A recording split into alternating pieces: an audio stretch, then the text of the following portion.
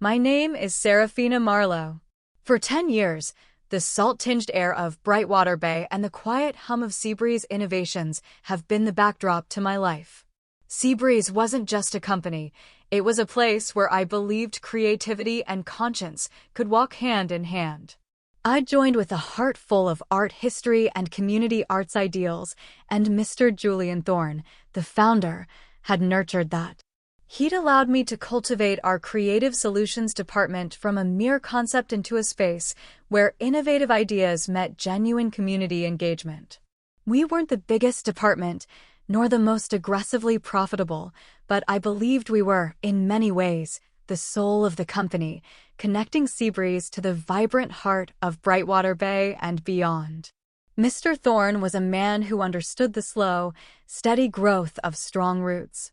His son, Declan, who had arrived a few months prior like a sudden squall, was quite different. Declan was all sharp angles in his imported suits, his clipped speech, his impatient gestures.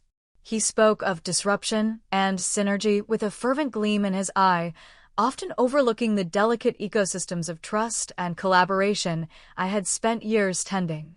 I still remember the precise quality of the light that Tuesday morning, a pale, watery sunshine filtering through the tall windows of what had always been Mr. Thorne's office, now increasingly Declan's domain. The air in the room felt cooler than usual, despite the sun. Declan didn't rise when I entered.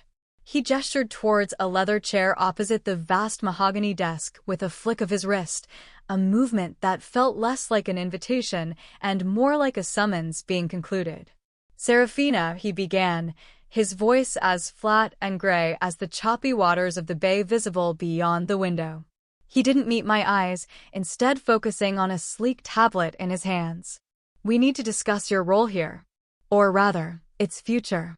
A small knot tightened in my chest.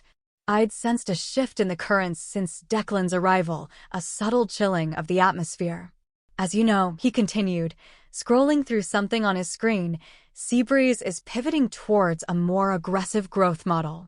We're streamlining, optimizing your methods, Serafina." While earnest, he paused, as if searching for a word that wasn't overtly insulting but achieved the same effect. "Are somewhat archaic for the pace we're aiming for. We're looking for a more, shall we say, propulsive approach." Archaic.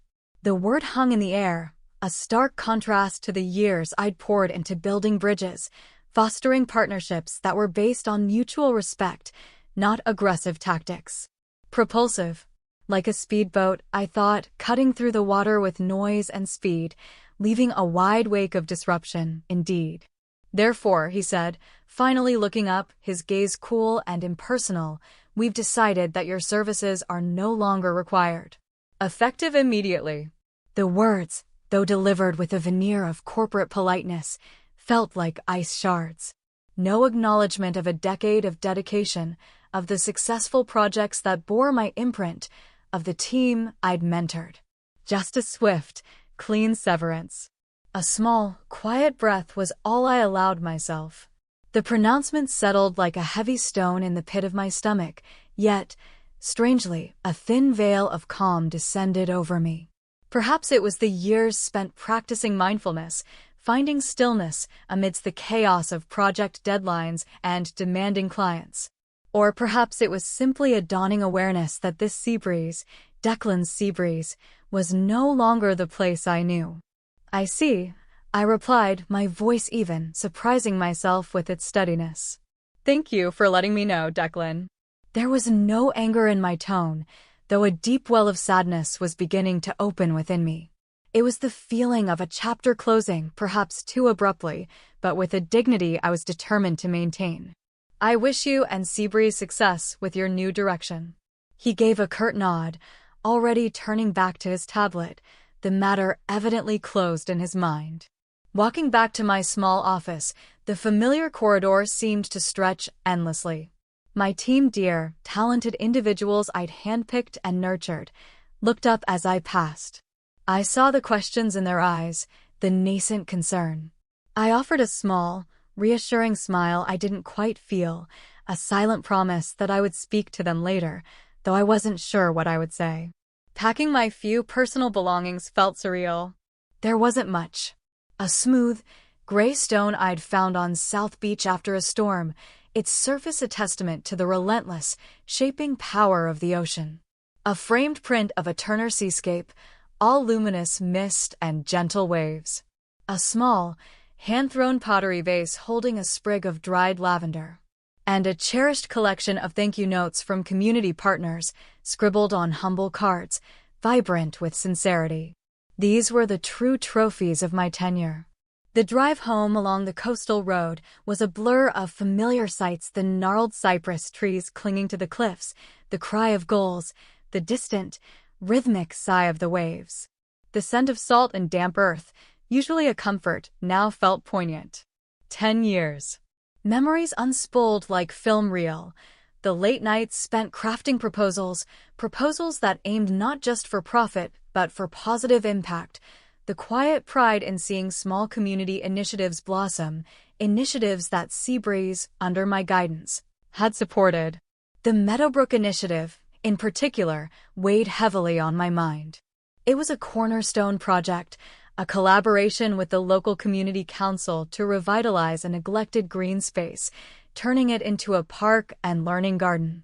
I'd poured months of my heart and soul into it, navigating complex negotiations, building trust, and it was so close to final approval. Why now? The timing felt inexplicably cruel.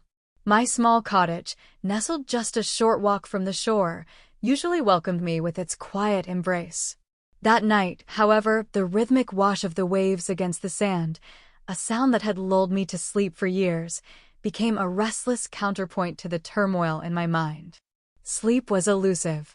The word archaic echoed, a dull ache. Was it archaic to value connection over conquest? To believe in sustainable growth rather than explosive, often damaging, expansion? The next morning dawned gray and misty, mirroring my mood.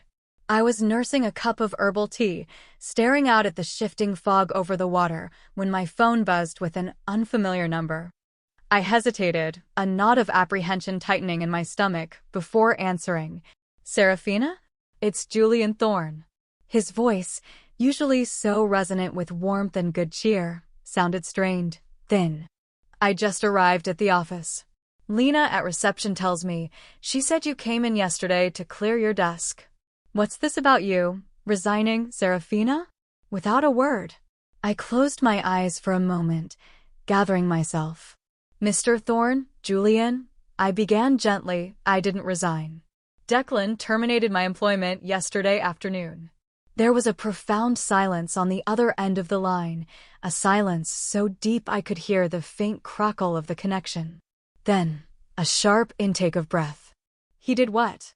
He explained that my approach was traditional, I said, choosing my words carefully and not aligned with the new, more aggressive direction he envisions for the company. Another pause, longer this time. I could hear the faint rustle of papers, a muffled exclamation. Serafina, the Meadowbrook Initiative. You're scheduled to present the final agreement to the Community Council this Friday, aren't you? Yes, that was the plan, I confirmed, a fresh pang of sorrow for the project. Good heavens, he breathed. The paper rustling intensified. Serafina, that agreement. When we had those difficulties with the Redfern project a few years back, you remember? The one where the council felt we'd switched representatives midstream and lost their trust. I remember it well, Julian. I was the one who helped smooth things over. Exactly. And because of that, because of the trust you personally built, I had our legal team insert a specific clause into the Meadowbrook Agreement. It names you, Serafina Marlowe, as the sole signatory representative for Seabreeze Innovations. The council, particularly Mrs. Caldwell, their chairwoman, made it very clear they were proceeding based on their faith in your oversight and commitment. They won't sign with anyone else leading it. Declan, he wouldn't have known to look for that. The world seemed to tilt on its axis. A slow, unfolding realization began to dawn. Declan, in his haste to modernize and assert his authority, hadn't delved into the nuanced history of our local partnerships. He hadn't understood the delicate threads of trust one had so carefully woven. He hadn't, it seemed, even read the full agreement. A quiet strength, unexpected and potent, began to kindle within me. It wasn't a desire for retribution, but a clear, bright concern for the Meadowbrook initiative itself, for the community that was counting on its success, for the integrity of the work I had done. I see, I managed, my mind racing. I need to make some calls, Serafina, Mr. Thorne said, his voice now tight with an urgency that vibrated through the phone. This is a significant oversight. He hung up before I could reply. I sat there, the receiver still pressed to my ear, the dial tone a dull hum. The fog outside seemed to be lifting, both literally and metaphorically. The salty air drifting through my open window suddenly felt invigorating. It wasn't long before my own phone began to chime. First, Declan's number flashed on the screen. I let it go to voicemail. Then, the main office line. I ignored that too. A moment later, a text message from Nora, a gentle soul from the accounts department with whom I'd always shared a friendly cup of tea in the break room. Her message was brief, typed in haste. Serafina. Are you okay? Mr. T just had a very loud and intense meeting with Declan in the main conference room. Glass walls, so we all saw Declan looking like he'd seen a ghost. Heard Mr. T mention Meadowbrook and something about irreplaceable expertise. He sounded furious. Hope you're all right. A faint smile touched my lips. It seemed Declan's propulsive approach had hit a rather significant snag. Later that afternoon, Mr. Thorne called again. His voice was subdued, heavy with a weariness that tugged at my heart. Serafina, he said, I am profoundly sorry. This entire situation is a result of my grave misjudgment. I gave Declan too much autonomy, too quickly, without the necessary guidance or oversight. I hoped he would learn, but this is inexcusable. He sighed, a sound like the tide receding. Please, Serafina, could you find it in your heart to come in? We need to talk. Not just about Meadowbrook, which is now in serious jeopardy, but about everything. I took a deep breath, looking out at the now sun-dappled sea. The waves were calmer, rolling onto the shore with a gentle, reassuring rhythm. Julian, I said, my voice calm but firm, I appreciate your apology, truly. And I do care deeply about the Meadowbrook initiative, for the sake of the project and the community it's meant to serve. I would consider helping to see it through. I paused, choosing my next words with care. However, things would need to be very different. Before I could even consider returning, I would need to speak with you directly, to understand what that renewed involvement would look like, and to ensure my work and my principles are respected. There was a moment of silence, then, of course, Serafina. I understand completely. Whenever you're ready. The next day, I drove back to Seabreeze Innovations. The familiar building, with its weathered cedar shingles and large windows reflecting the bay, felt both welcoming and alien. As I walked into the lobby, the scent of old wood, lemon polish, and the faint, ever-present tang of sea air enveloped me. Lena, the young receptionist with kind eyes, looked up from her computer, her expression a mixture of surprise and relief. Ms. Marlowe. Oh, it's good to see you. Mr. Thorne is expecting you. He's in his office.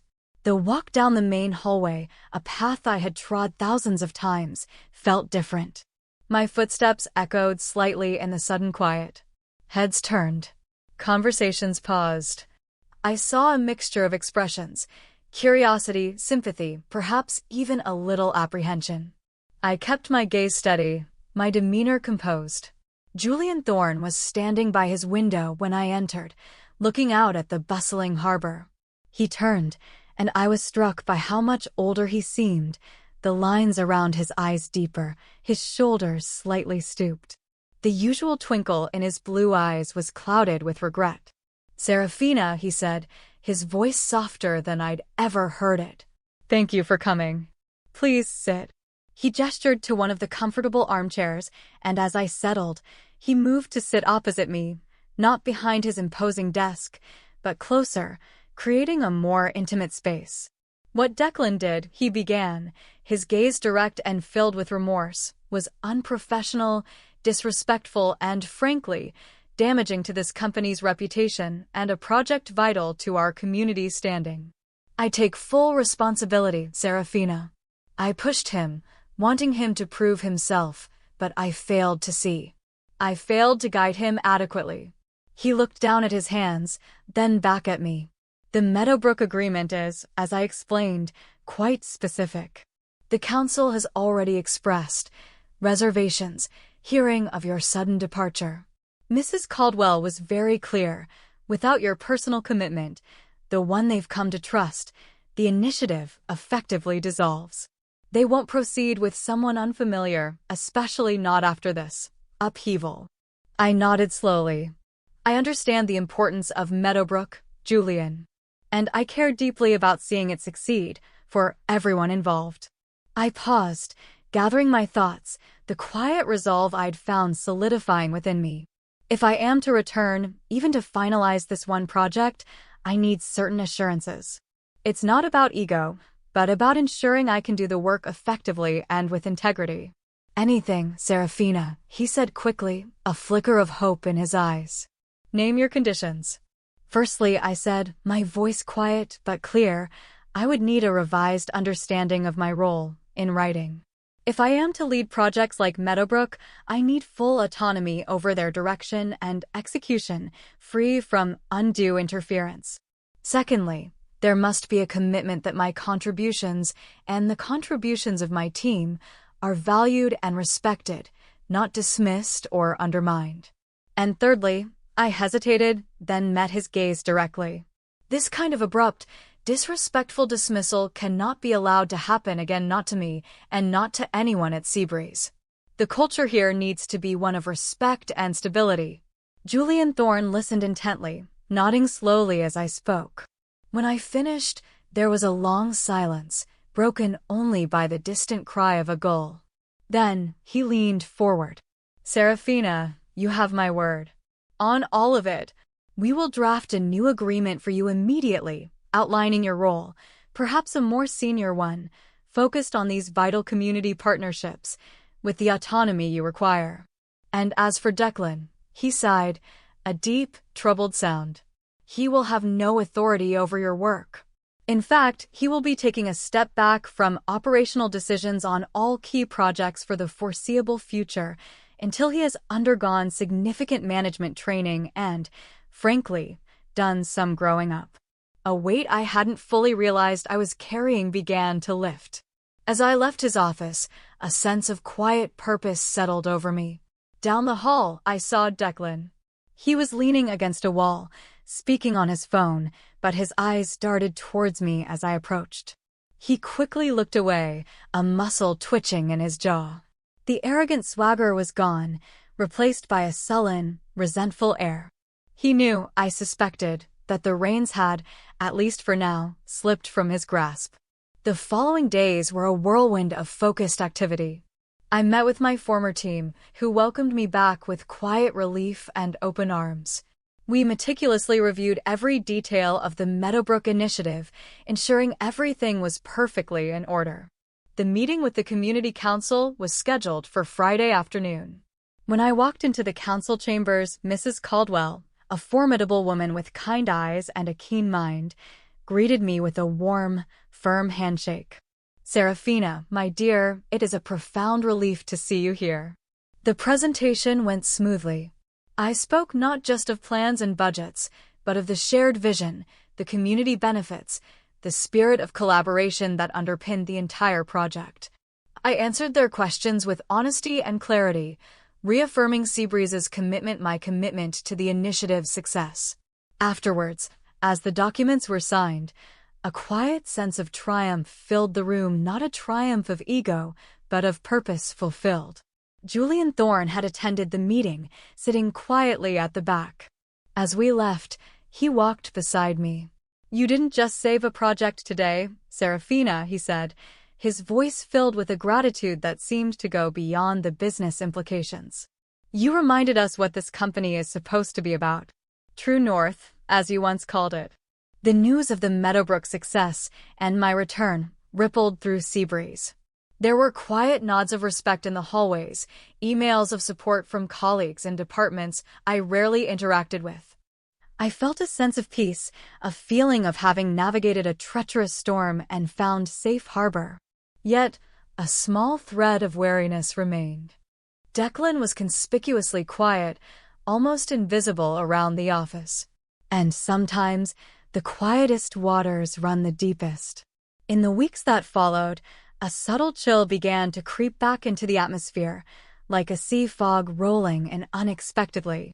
Small, unsettling things started to happen, almost imperceptibly at first.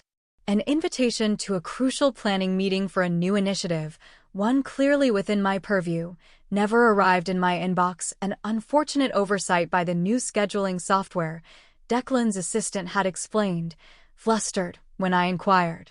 Then, a detailed budget report I had triple-checked and submitted was returned with highlighted errors, figures transposed, sections omitted, mistakes I knew with absolute certainty I had not made.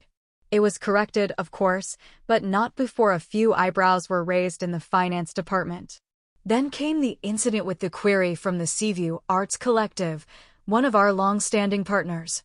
Their sensitive email, requesting clarification on funding timelines, was mysteriously rerouted to a junior marketing intern, causing several days of confusion and nearly damaging a relationship I had carefully nurtured for years. I managed to smooth things over, but the pattern was becoming undeniable. Declan was nowhere to be seen near these incidents, always insulated by layers of assistance or plausible deniability, but his shadow felt long and cold. A familiar sadness settled in my heart, not fear, but a weary disappointment that such undermining tactics were being employed, that the tentative harmony we had re-established was being deliberately disturbed.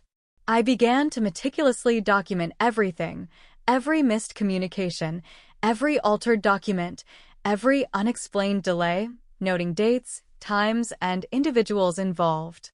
I kept my notes in a private journal, a habit born from past experiences where a clear, factual record was the only defense against insidious campaigns. I confided in Nora from accounts, whose sharp eyes and quiet integrity I trusted. With her discreet help, we managed to trace the misdirected Seaview Arts email back to a general access terminal in the library, a terminal often used by Declan's junior staff members during their lunch breaks. It wasn't conclusive, but it was another piece in a troubling puzzle. One late afternoon, I was walking past a rarely used conference room on the third floor, its glass walls partially obscured by frosted film.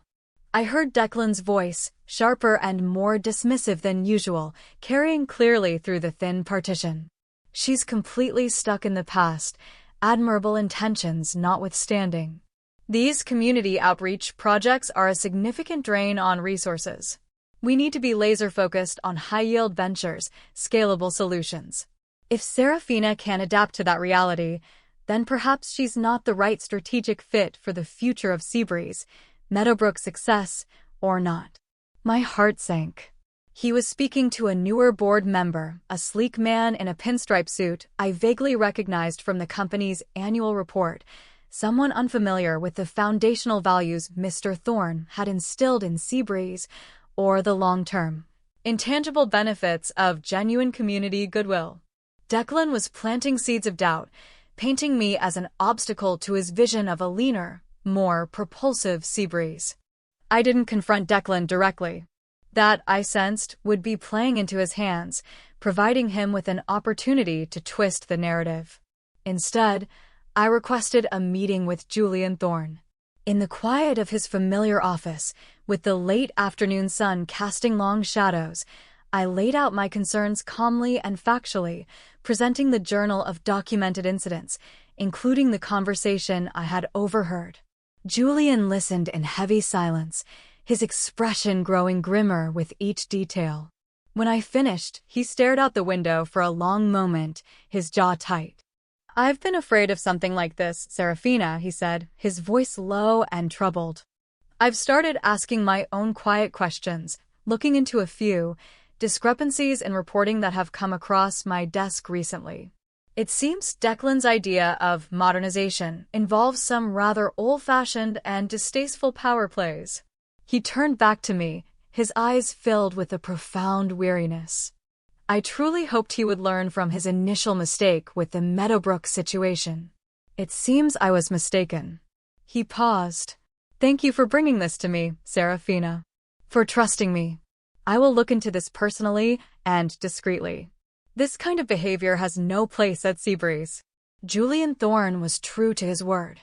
He initiated a discreet internal review, handled by a trusted external consultant, focusing on the irregularities I had documented and other subtle discrepancies that had begun to surface in departmental reports. The findings, when they were compiled, painted a clear, if subtle, picture, a pattern of misinformation, manipulated data in reports designed to underrepresent the profitability and impact of the Creative Solutions Department, and carefully orchestrated communication breakdowns intended to isolate me and make my team appear inefficient. It was all subtly managed, designed to erode trust and create an atmosphere of doubt around my leadership and the value of my work. The day of reckoning arrived not with a bang, but with a quiet summons to Mr. Thorne's office. Declan was already there, looking impatient, scrolling on his phone. He barely glanced up when I entered. The external consultant, a calm, professional woman named Miss Finch, no relation to the council chairwoman, a fact that brought a brief, ironic smile to my face, was also present, a slim file in her hands. Mr. Thorne's demeanor was grave. Declan, he began, his voice devoid of its usual paternal warmth, Miss Finch has concluded her review. The findings are deeply concerning. Miss Finch then proceeded to lay out the evidence, calmly and factually, the traced email misdirection, the altered budget spreadsheets with digital fingerprints leading back to specific workstations at specific times, the pattern of complaints about my department's responsiveness that, upon investigation, originated from internally manipulated schedules. Declan attempted to bluster, to deny, to deflect. This is ridiculous. She's clearly orchestrating this, trying to make me look bad because she resents the new direction. But the quiet, methodical presentation of facts, devoid of emotion, left him with nowhere to hide. The evidence, though circumstantial in parts, painted an undeniable pattern of deliberate sabotage. Julian Thorne listened, his face a mask of sorrow and disappointment. When Miss Finch finished, he looked at his son, a profound sadness in his eyes. Declan, he said, his voice heavy, leadership isn't about wielding power or silencing dissent. It's about responsibility, integrity, and respect. You have demonstrated a fundamental lack of understanding of these principles. He paused, the silence in the room thick with unspoken emotions. Effective immediately, you're removed from all operational roles at Seabreeze. You will take an extended leave of absence.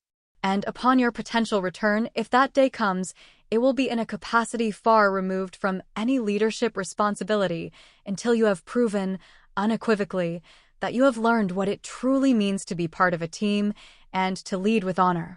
Declan stared at his father, his face pale, his usual arrogance finally crumbling into a mixture of disbelief and dawning shame. He opened his mouth as if to argue, then closed it, shoulders slumping. Without another word, he turned and left the office. In the aftermath, a quiet sense of order began to return to Seabreeze. A few days later, Julian Thorne called me into his office again. The late afternoon sun streamed in, illuminating the room with a warm, hopeful glow.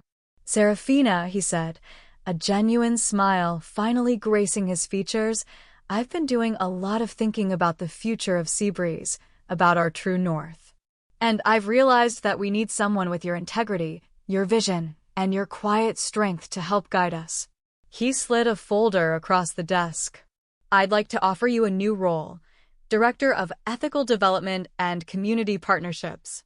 It's a senior leadership position, reporting directly to me, with a mandate to embed our founding values into every aspect of our future strategy, to ensure that Seabreeze is not just profitable, but a genuine force for good in our community and beyond. I looked at him, then down at the folder, a sense of profound, quiet vindication washing over me. It wasn't about the title or the promotion. It was about the opportunity to cultivate something truly meaningful, to help heal the fractures within the company, and to build a culture based on the respect and integrity I had fought so hard to preserve. "Julian," I said, my voice filled with a gratitude that went deeper than words, "I would be honored." Later that evening, I stood by my office window, which now overlooked the wide expanse of Brightwater Bay, the water calm and shimmering under the rising moon. The path here had been fraught with unexpected storms, with moments of deep disappointment and quiet struggle.